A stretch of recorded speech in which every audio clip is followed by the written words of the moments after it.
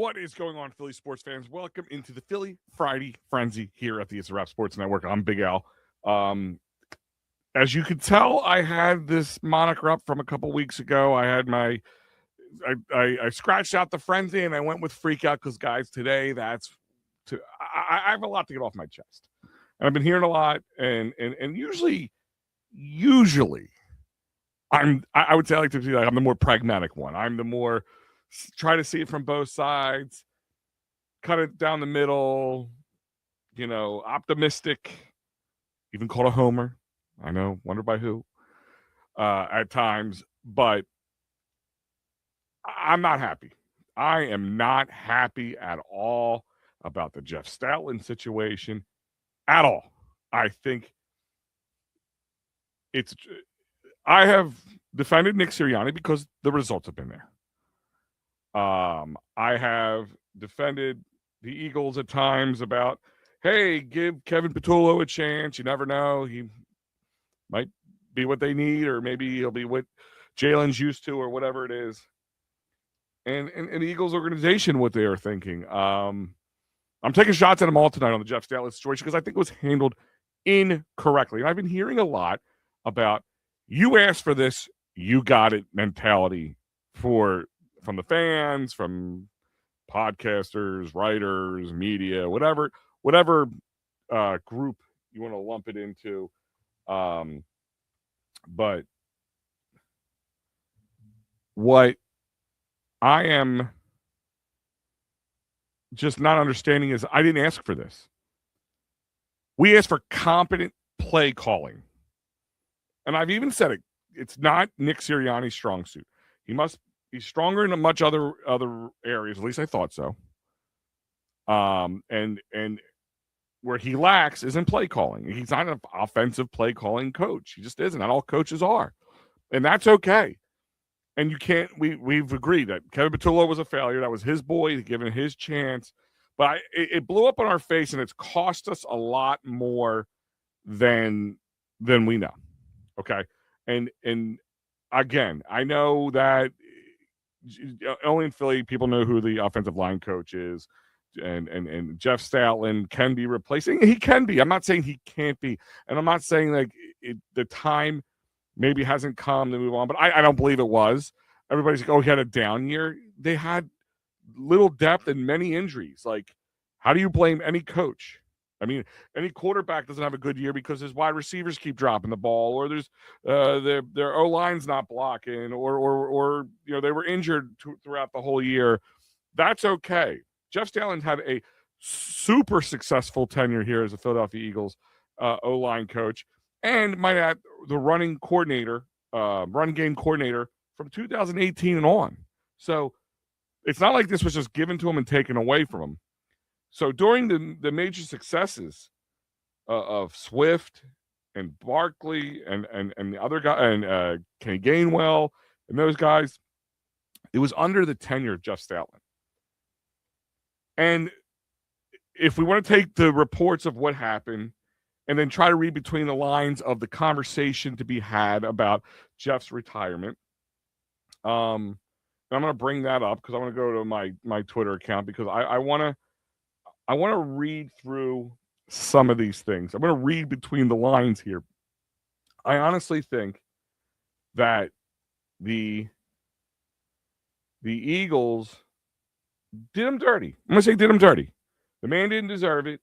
And maybe Jeff said, you know what, it's my time. It's my time to move on. And he was a decision he came to. I mean, he's 64 years old. He's going to be 64, whatever it is.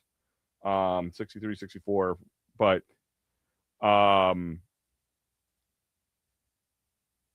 how it went down, how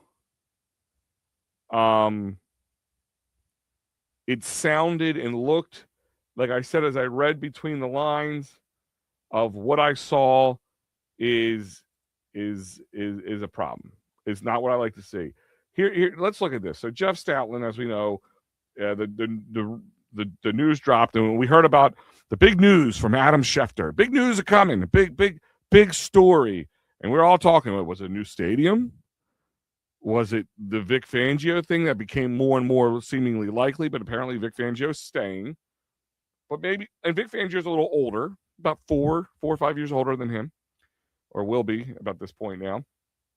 And, but was there something that would Vic not want to look to leave if there wasn't more going on? He got what he wanted. He got a Super Bowl. He can go quietly and enjoy the rest of his life. I mean, 67 years old he's older, and you need to think about what the rest of my life's important to me.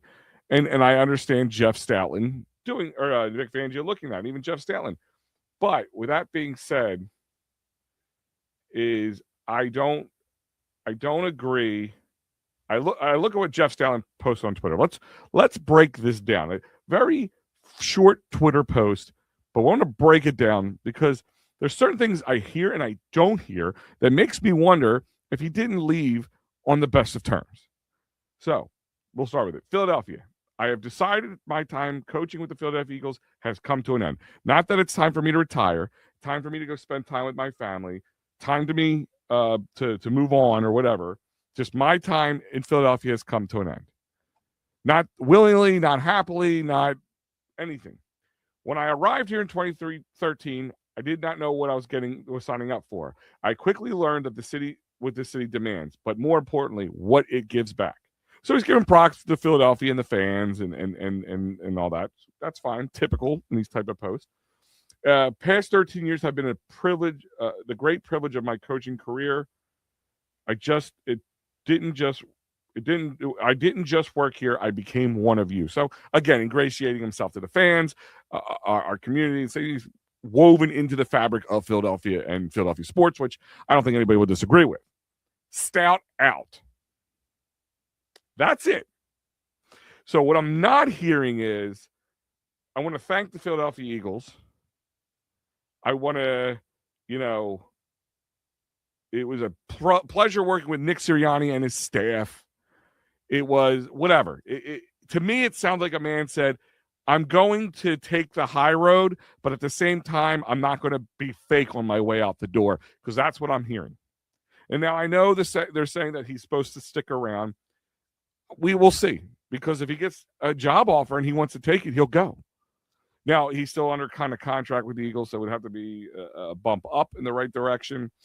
But things are there. But my point is, it just seems like he was done dirty, and I'm supposed to sit here and swallow it because that's what I asked for, and it's not what I asked for. I did not ask for him to be gone. I did not ask for the O-line to change. And yes, and people keep trying to pull things out. Oh, like in the Super Bowl year, it was health that made him better. They had no depth. It's not his job to get the depth. It's his job to make sure the depth is ready and ready to go. Now, if you want to say this year wasn't the greatest O-line year, I'll agree with you. Absolutely agree with you. But in the 2 Super Bowls that the Eagles have had, Jeff Stoutland has been a consistent. Not Nick Sirianni, not Doug Peterson. Jeff Stoutland has been a consistent next to Howie Roseman and Jeff Lurie. Right? Outside of that, there's been different people in different moments. 2 consistents, Howie Roseman and Jeff Stoutland. And even when this team wasn't that good, our O-line was always a stalwart part of the O-line. It was part of the Philadelphia Eagles. Joe Hal, my friend, how are you doing? It's good to hear from you.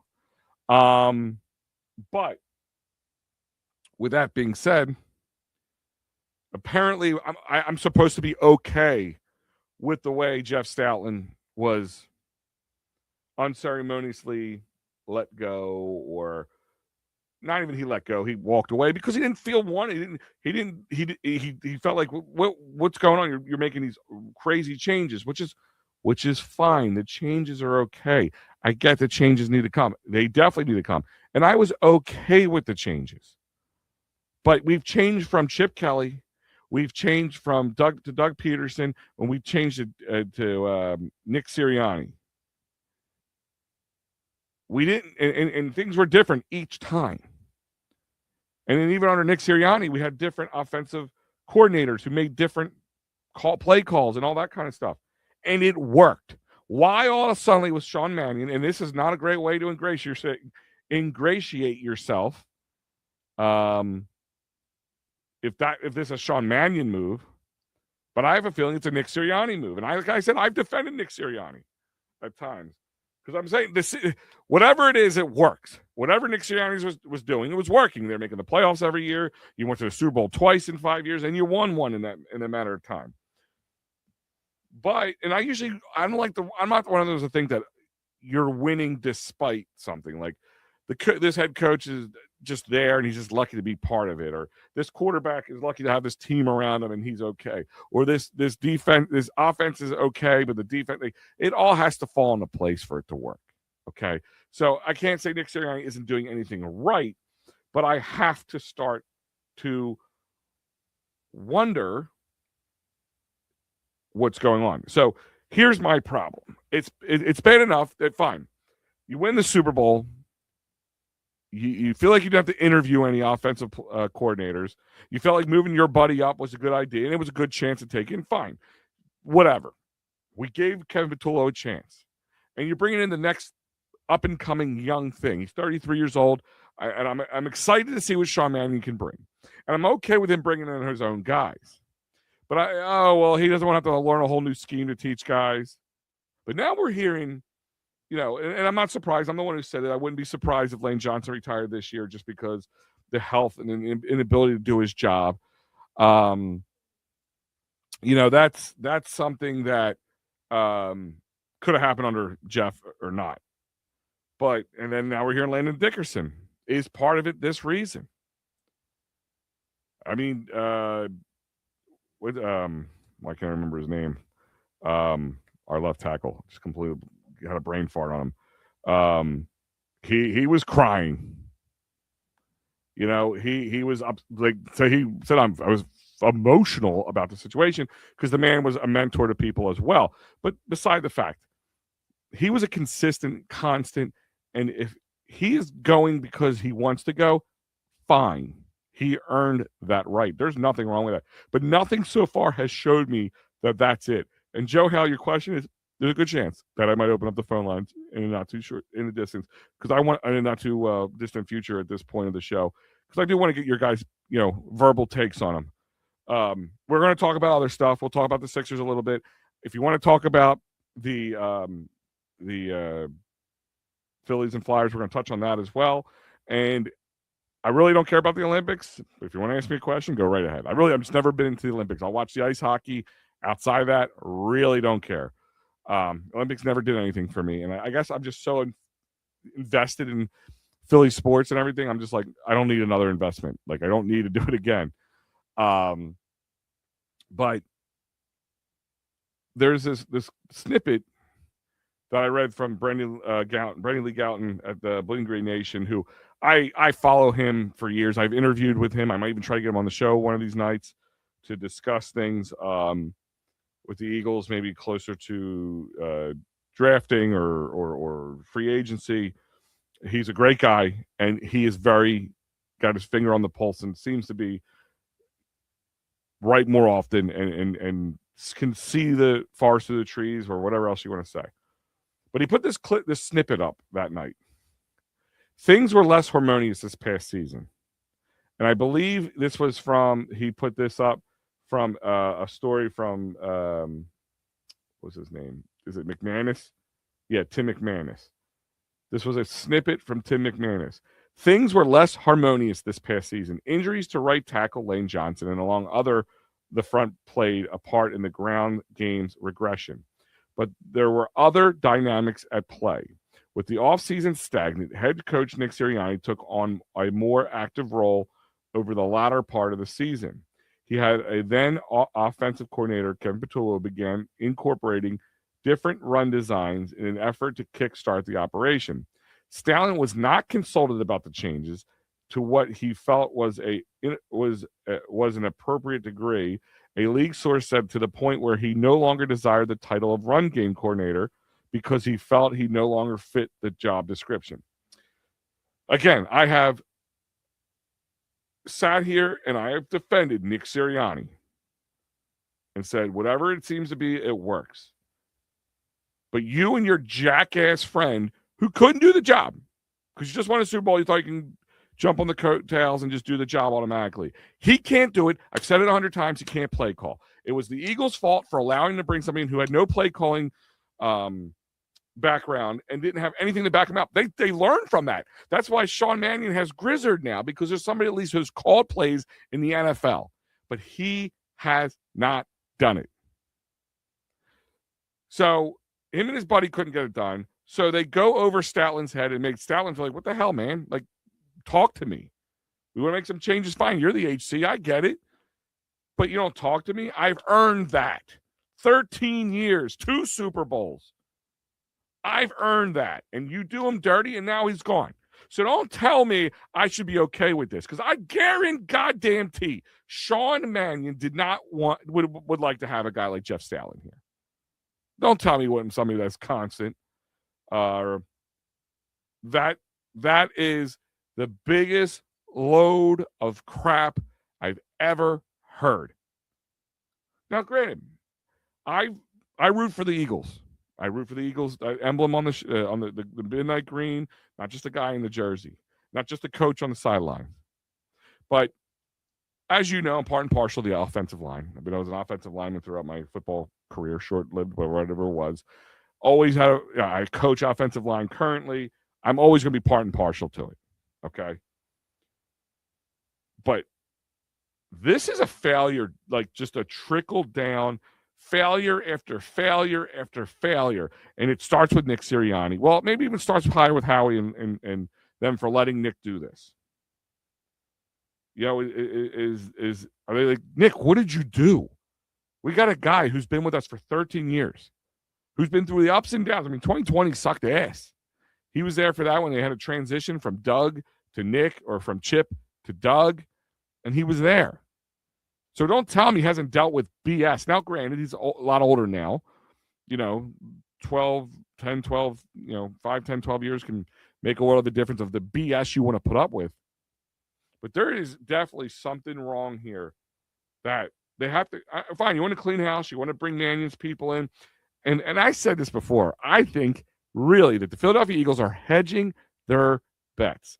They brought in Grizzard. They got 2 guys that they interviewed for the offensive coordinator. They brought in the one they really want, the young one that could be the next up-and-coming big thing, because that is the Nick Sirianni. Like, well, listen, if it takes me a couple of years and Nick Sirianni's out of here in a couple of years, we can move Sean right in. And maybe that's what it is, because it's a win-win. If Nick pulls what happened this season, I think he's gone. I think they're just done with him. And if Sean does a good job, then they can easily feel free to move him up to head coach. And he's bringing in Grizzard, and they got Grizzard, and they brought in a lot of other guys. He wants to bring his guys in. I get that. But I really don't think Sean Mannion said, I don't want Jeff Stalin. Now, maybe Jeff said, I would like to get my run game coordinator back and maybe be able to work with Sean. And Sean said no. And that's a different story. Then maybe it's on Sean Mannion. And again, it would be on the Philadelphia Eagles for letting a guy who's never done this job before make a decision of that kind of caliber. And I don't think he would. I don't think he did. I can't see a guy making those massive decisions on a guy whose tenure has been above exceptional, just amazing. Okay. Like, yeah, last season wasn't great. They still made the playoffs. They still had success. And a lot of times it was because Kevin Patullo wasn't calling the games in or plays in early enough, and the O-line couldn't diagnose the defense. But that's Jeff Stalin's fault. And it's okay. We got to move on. I'm okay for moving on from Jeff Stalin. I'm okay with that to a point. How it happened is not how I can. This shows a massive disconnect in the Philadelphia Eagles. A massive disconnect. Joe's saying the 30 for 30 special on ESPN right now is good. That's the Philly special, or the that's on. I'm going to watch it later. I wasn't planning on watching it right away. And listen, I love watching stuff about us, the Eagles and stuff like that. But I wonder, it's a little bit of a stroke job. I mean, it was one of the biggest plays of all time running the Super Bowl. And they know Philly loves to hear about themselves, so it's a giant stroke job. I mean, that Kelsey Amazon Prime special was a big hit because it was Jason Kelsey and then Travis and everything else in between. But I'm going to watch it later. I'm going to let it simmer first. But I'm so annoyed when I hear I'm supposed to be okay with it. I'm so annoyed that I'm supposed to understand that this is part of the game. Yes, I understand. Coaching trees change, especially a guy's been here for 13 years. His time could come before anybody else's. That's not the issue. How he's treated out the door, how he felt like he was pushed out in the middle of the season, now he's pushed out totally, is beyond me. Now they just give him some, like, since he's under payroll, they give him some, title and pay him and let him run his course. And maybe Stoutland says, I'm just going to take this year and be done. Or maybe he's just done with football now because he don't want to be around for what's coming. And I'm not sitting there saying what's coming is going to be bad. This is what I want to make sure. I'm okay with the change. And I really want to see what Sean Mannion can do. Maybe he will be the next big thing. Maybe they will really change up some stuff. We'll see some things here in Philly from an offensive scheme point that we haven't seen before. But I can only imagine that he would love to have a guy with Jeff Stoutland's clout around. And if Jeff Stoutland wanted to leave, that was the only reason. Jeff Stoutland's just like, I'm going to retire. You guys coming in, let him take his time. I don't want to have to regroup and get things together again. It's just time for me to step down. I didn't read that in this. I didn't read that in his goodbye. I'm not reading that in this Tim McManus article about how things went down. And I'm just flabbergasted on how a guy with his clout,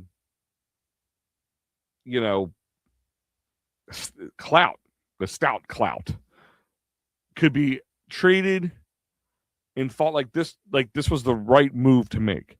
Again, I don't want to hear that this was the move that I got what I wanted because I wanted offensive change. Again, we've went through how many offensive coordinators, how many head coaches changes, and Jeff Stoutland has been here.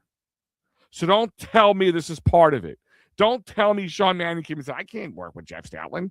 Now, again, maybe Jeff Stoutland said, like, listen, this guy's going to have a whole new scheme. I don't have time to learn it or adjust to it or teach it or whatever it is. But I think he would have said that. I think we would have seen that. It's just, I feel like it's my time to move on. My Eagles tenure, things are changing, and it's probably best to let the young bloods come in and do their thing. But that's not what I read. I read a guy that felt disrespected out the door. Yes, actually, I'm going to get ready to drop the link in just a moment, Mike. So, yes, I told Joe I'm going to do that right now because I want to get everybody's take on this. I'm going to talk about other stuff too. But really, I came in here hot. I'm angry. There's just times that things just don't add up to me. And I tried to be, what's it called? Open-minded. I try to be pragmatic about things. And again, I knew Jeff Stoutland's got to leave at one point. It's not because he's not here.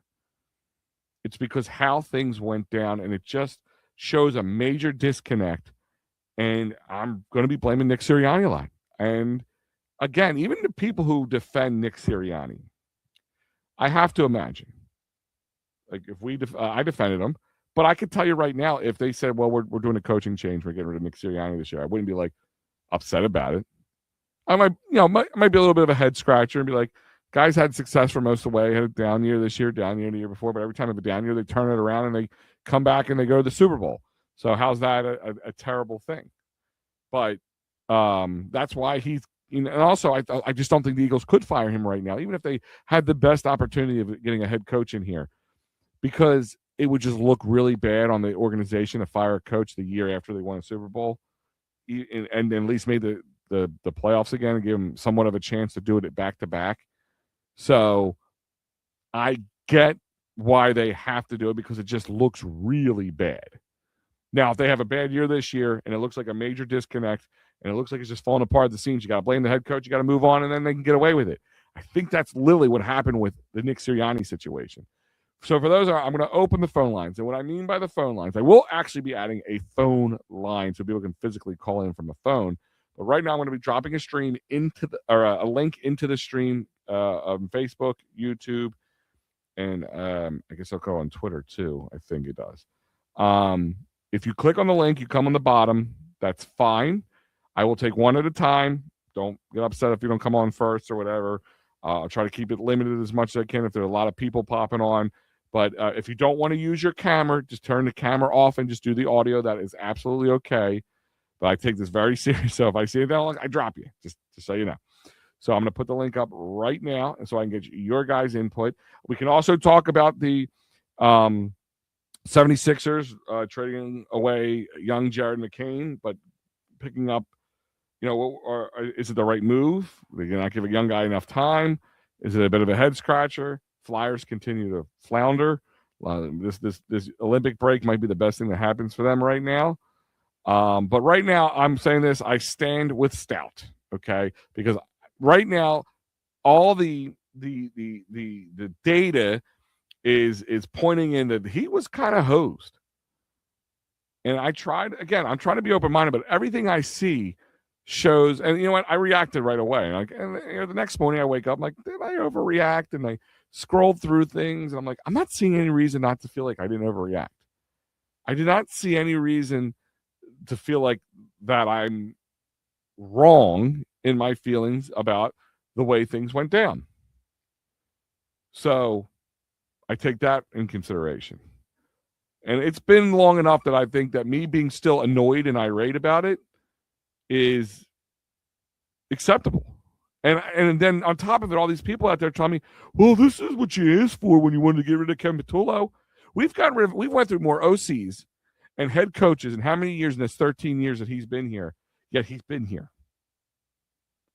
I'm standing with Stout. And I feel the man was hosed.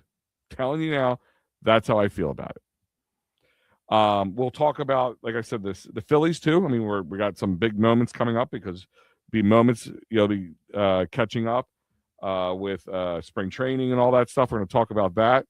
But first and foremost, I think I got Joe on the line here. So Joe, I'm going to bring in Joe Hal. What's going on, my friend? I'm watching the 30 for 30. Mm-hmm. And something caught my eye. And I'll get to that later. I want to talk about the Sixers. I'm actually glad. And I came on Matty B, and Matty B bashed me yesterday, kind of. That's what he does best. I'm actually glad that the Sixers didn't put all their pieces in one. Okay. Because let the team build. Yes, you got under the luxury tax. I'm okay with that. Mm-hmm. Because you got a good team. And you signed Barlow on a 2-year deal. That was it just got reported. Why does everybody want Giannis to begin with? I don't know. I honestly was not one of those people who wanted Giannis, to be honest with you, Joe. I just feel like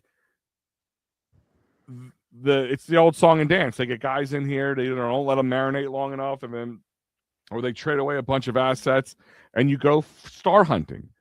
Now, Giannis is younger. He's been there.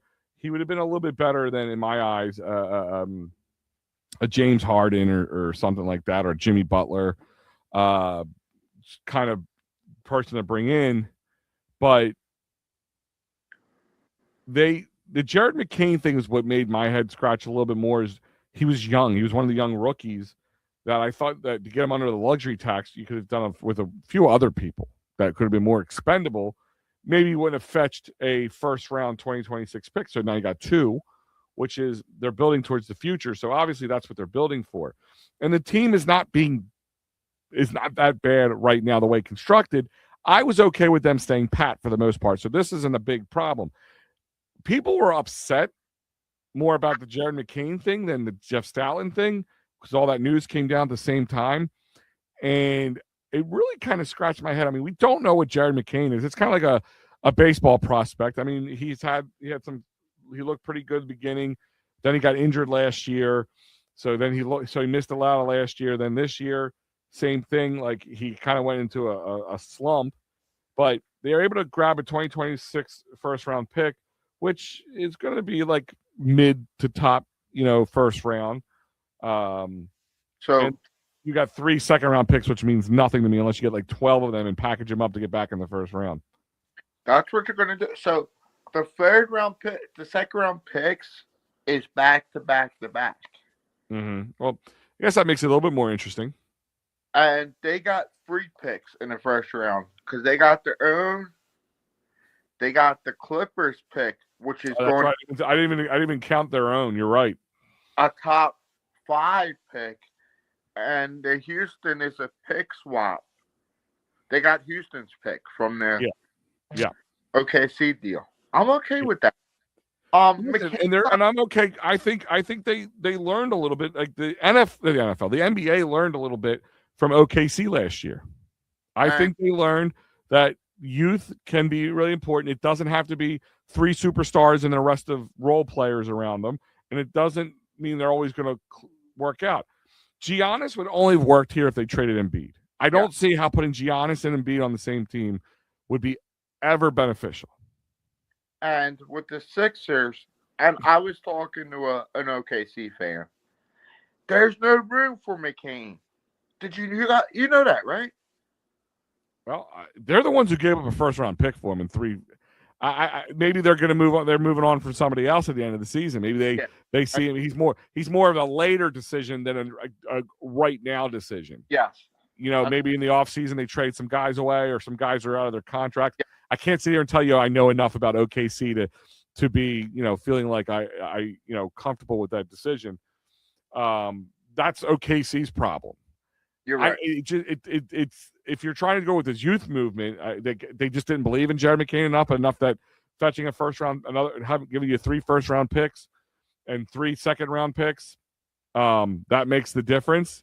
Maybe, I don't know, but it's a bit of a head scratcher. I figure if you're in a salary dump to get yourself under the luxury tax, you could have probably done it with somebody else. Now you wouldn't have fetched as much a first round pick. Don't get me wrong.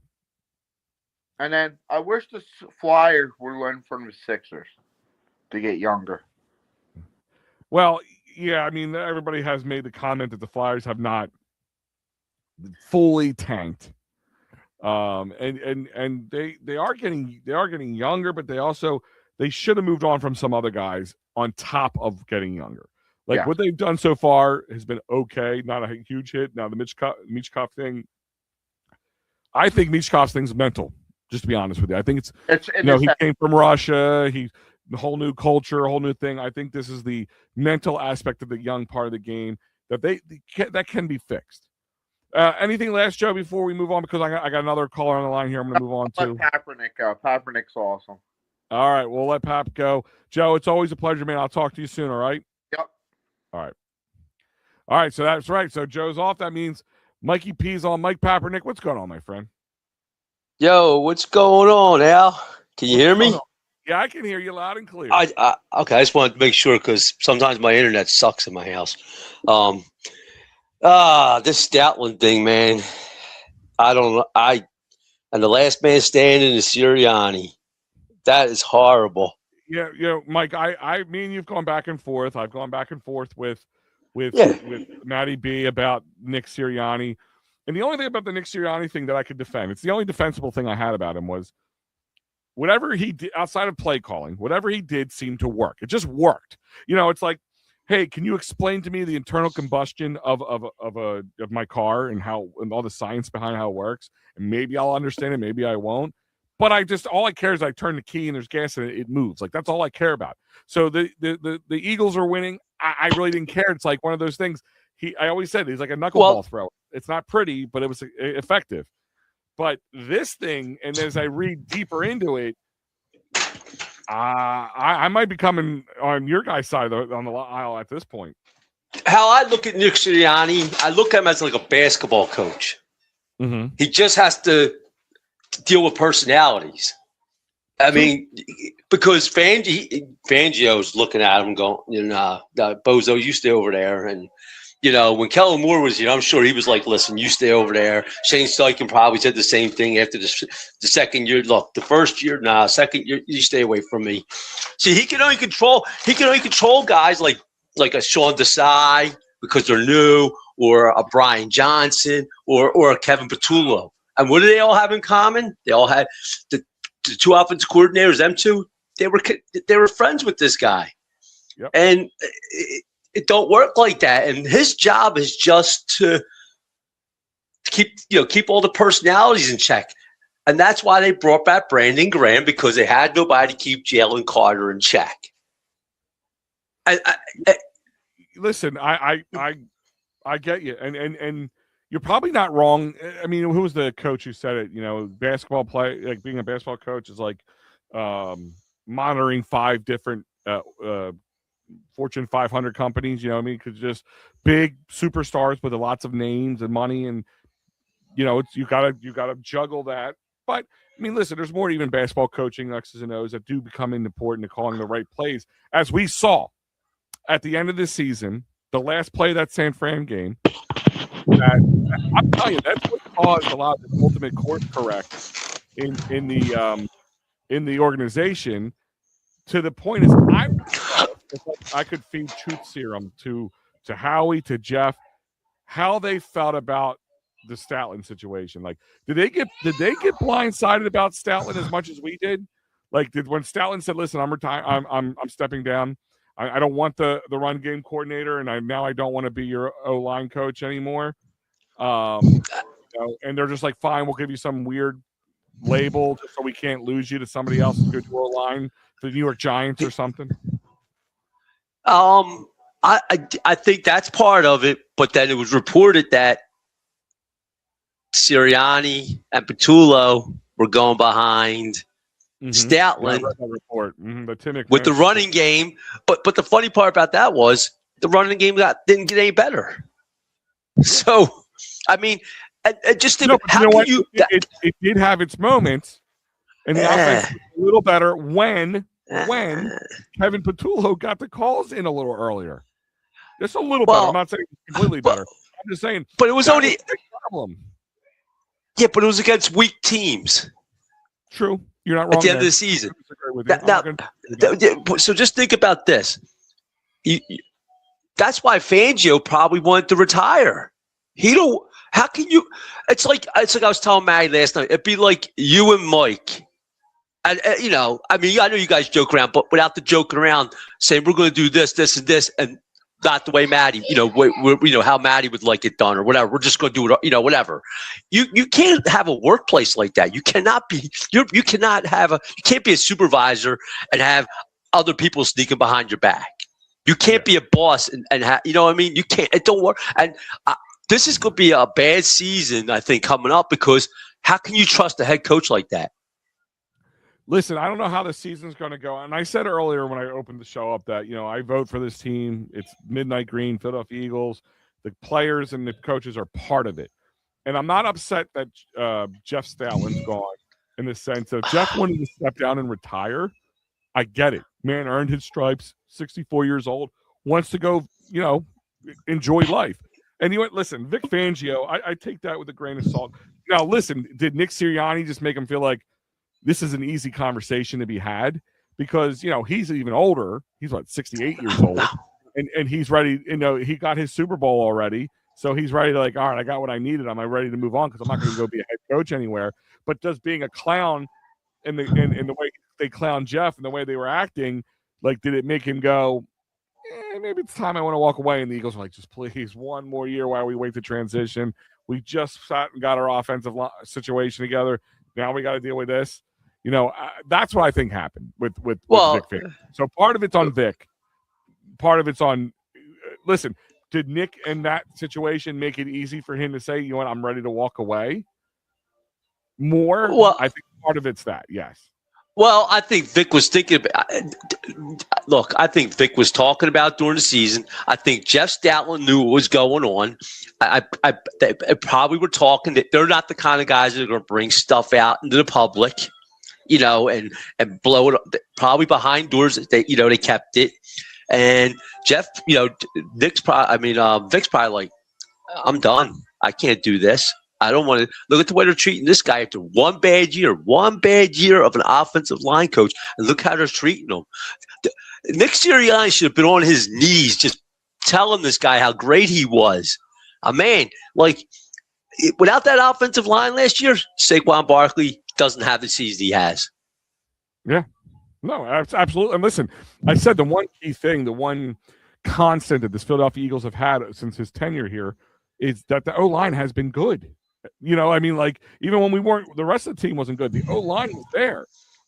And he has molded many of great players that maybe didn't even Lane Johnson said recently that if it wasn't for Jeff Stoutland, he wouldn't be as good as or where he's at right now because he only played 2 years of offensive line in college. Like, he didn't know what he was doing. He was making mistakes when he first got here. Jason Kelsey almost got cut by the Eagles because they were done with him. So that goes to show you. But I'm not even talking about what he did in the past. Again, if Jeff said, you know what, there's a new regime coming in. I'm 64 years old, whatever he is now. I'm just ready to go and just let the new guys take over. I get that. I understand that. I think you'd understand that. Like, it's just the changes need to be made, and I'm okay with that. But that's not what I'm hearing. That's not what I'm reading. I'm going to go right back to it. Even Jeff Stoutland's goodbye tweet made me feel that if you spent 13 years and in this organization, won 2 Super Bowls, part of 3 different coaches, like if you weren't mad at the organization when you left and you had your tweet to put out, would you not go, I want to thank Mr. Lurie and Mr. Roseman for letting me be part of this great organization, even though when we had 3 coaching changes in that time frame, you still kept me around and you still believed in me, and I appreciate that. He don't say 2 words about that. He don't say 2 words about working with Nick. He doesn't say 2 words about anything. He just says he pretty much, throws love at the Philly fans and Philly itself. And it was a privilege, to coach in his career, the guys that he coached. But that's about it. If you spent 13 years at some place and won 2 Super Bowls and had success and went through multiple major changes, wouldn't you be like, I want to thank those guys for sticking by me all these years? I have a guy who felt like he just took a high road, but at the same time didn't fake it on his way out.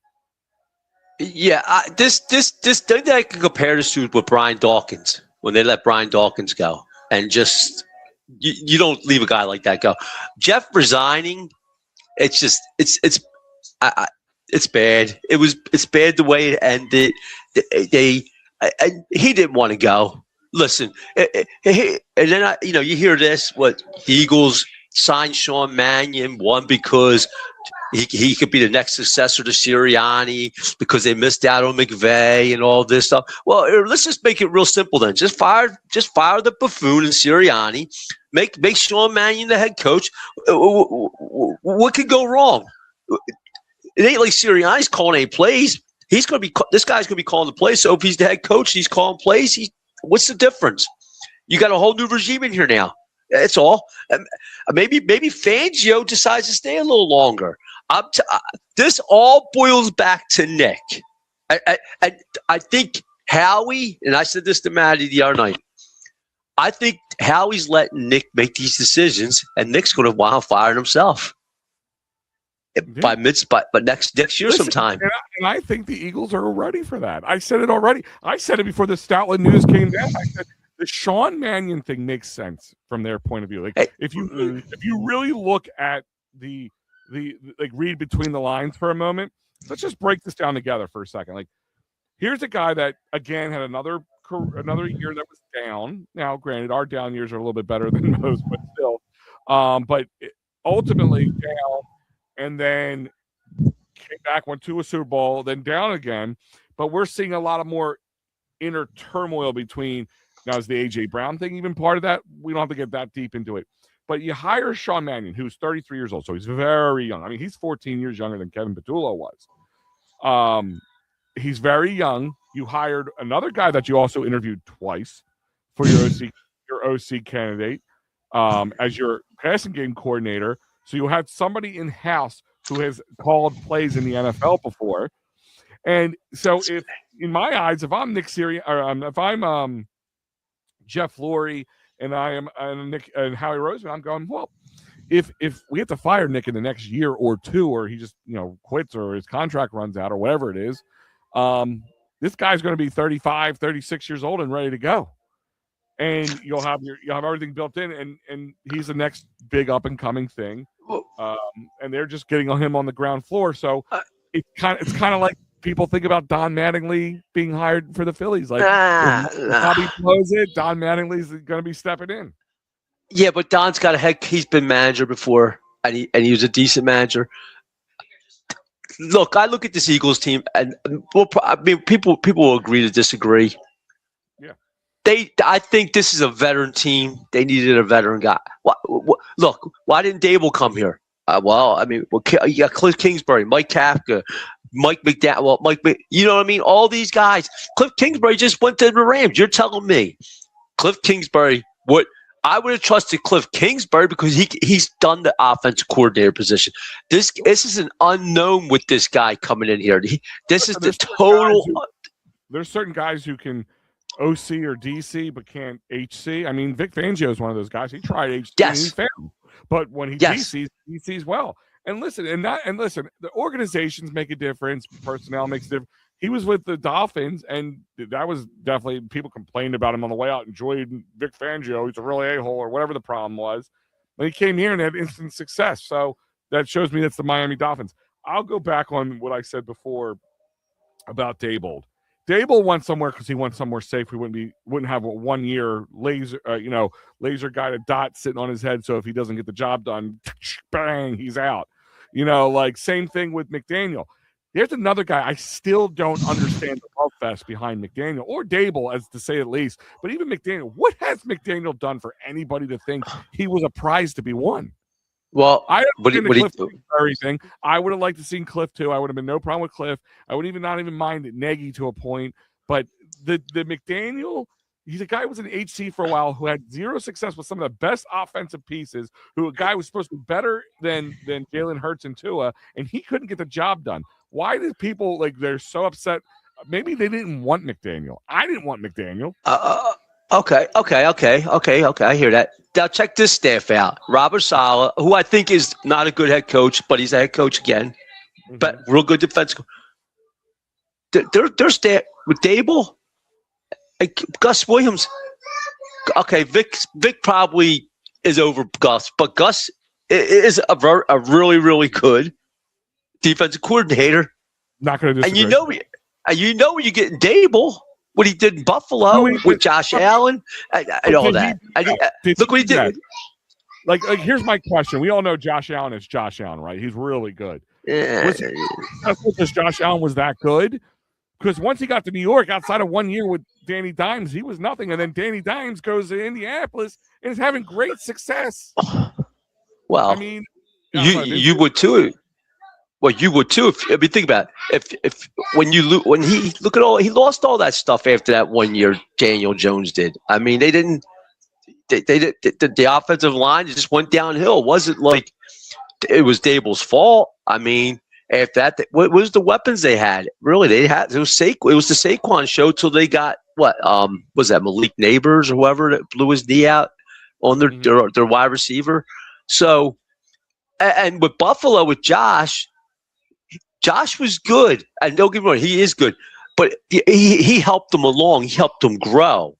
That's why I was shocked that Daboll didn't get the Buffalo head coaching job. And see, that's a whole different thing with me because I live up in this area, and but it's just I look at the Eagles and like I just joke around. It took them 45 offensive coordinators to come up with a guy that never called a play because they wanted to be the next head coach possibly? Is that why they hired him? Is that the only reason why they hired him? Because they see him as the next big thing? If that's the reason why, and they'll never say it, but if that is part of the reason, that is the wrong reason. Well, listen, if you look at it, I'll use my point what I said before. They over course corrected. They did none of that last year. They just said, you know what, Kev, we got a super great offense here. You just take over and you learn with them. It's like riding a bike with training wheels, man. Come right on in. And guess what? They found out that was wrong. So now what they did is they interviewed everybody. They would have interviewed you if you gave them the 5 minutes. Mike. But my point is, I'm not upset with listen, I would have probably preferred personally somebody who's done it before. I would have preferred, like you said, at Kingsbury. I'm not against what they've done. And let's be honest. When it comes to bringing a guy who's not as well known but has had then caused the Eagles to have success, the Eagles have done it well. They did it with Doug Peterson, and like him or not, Nick Sirianni, they've done it with him as well. You've won 2 Super Bowls under each of the Super Bowl under each one of those guys. So that's what I was not upset about. It's the people out there trying to tell me that I'm supposed to swallow the Jeff Stoutland situation because this is what we asked for. Even though we've gone through how many OCs and how many HCs since Jeff Stoutland's been here. So that's my point. That's where I'm losing. Nick, like I said, Nick got some leeway with me, I guess is the best way to say it. Because he lost. Because you're winning. When you win, you get away with things, right? Am I wrong? Like when you act like a jackass and you're winning, it's okay. When you act like a jackass, it's not okay. Wait. Well, I'm with you on what you're saying about winning. Dusty Baker in his final year at Washington was manager of the year, won 90-some games, and they fired him. Yeah, listen, there had to be something. Now here's a question. Now here, how many times do you actually hear that, Mike? How many times you actually hear that? Happened to Joe Girardi, happened to Ozzie Guillen, both in Miami. That's Miami. Doesn't make a difference whether it's one time. It's still one time. Well, here's a question for you. So, say the Eagles with Mannion have a really good year next year. Okay. What do you do? What do you do with Mannion? Do you fire Sirianni if they make a run the playoffs, or if they lose and Mannion decides that you know what I mean? The Eagles are in a bad position here. They're in a bad position. That's why they should just fire the guy right now and just make him head coach. Because if they have a good season next year, this guy's going to be gone. I'll guarantee he's gone. If they have a good season next year, yeah, he might be gone. You're not. He's going to be gone. And here's my thing: is that was what was I going to say? That's part like that. People are like, I don't want another guy who's going to be one and done. I don't care if you're one and done if you win these Super Bowls. That kind of thing does not bother me. But Mike, thank you for joining me because I'm about to get done here right now. Yeah. But I appreciate you joining me tonight. I appreciate really talking a lot about the Stoutland thing. I was using this. I was pissed this week, dude. I was I was too. I went into work angry. And again, people are like, "Oh, no, line coach. No wonder why you're upset." I'm like, it's way deeper than that. It's way deeper than that. It's just all the tea leaves are coming out, and I'm thinking with you, it's going to be a tough sell. So I was angry last night. I was over Maddie. I was fired up last night about the whole situation, and I was actually chime in on it too, but I'm like, sometimes I have to know myself at this point. At this point in my age, I'm like, just let time pass and see how you feel in an hour or the next day before you explode. That was my old day. I would hulk out and freak out. Well, I had to come on because, I'm Maddie 2.0, When I call you Maddie's burner account, I just say Maddie 2.0 because I can't remember the burner account. I'm getting old, man. I'll be 57. So my memory kind of like slides away after a while, trying to remember stuff. Hey, Al, it was good talking to you. If next Friday. We'll do it again. Yeah. Are you going to be on Sunday? Because they mentioned something about Sunday. I will be on Sunday with Mike as usual. Yep. Okay. Super Bowl. All right, buddy, I'll talk. All right. Bye-bye. All right, guys, I want to thank you for joining me tonight. Enjoy your Friday night. Thank you for helping me calm down a little bit because, getting this off my chest it's therapeutic for me, hopefully for you. But on that, guys, have a great night, and I'll see you on Sunday. Have a great day.